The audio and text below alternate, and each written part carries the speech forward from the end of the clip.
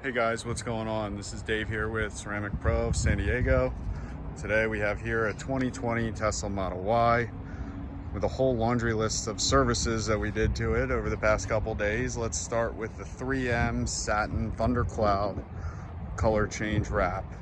Now originally this car is white and you're not going to be able to tell that anymore.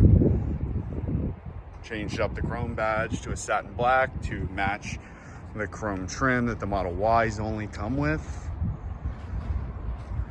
Did some powder coating on the factory wheels. Now behind this hubcap, there's an actual wheel. Took everything off, powder coated everything again, satin black to match the rest of the trim on the car.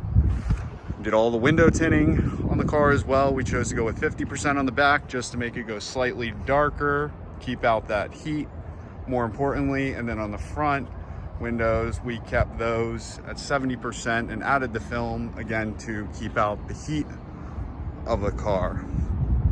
Then to top it all off, we went with the Ceramic Pro gold package,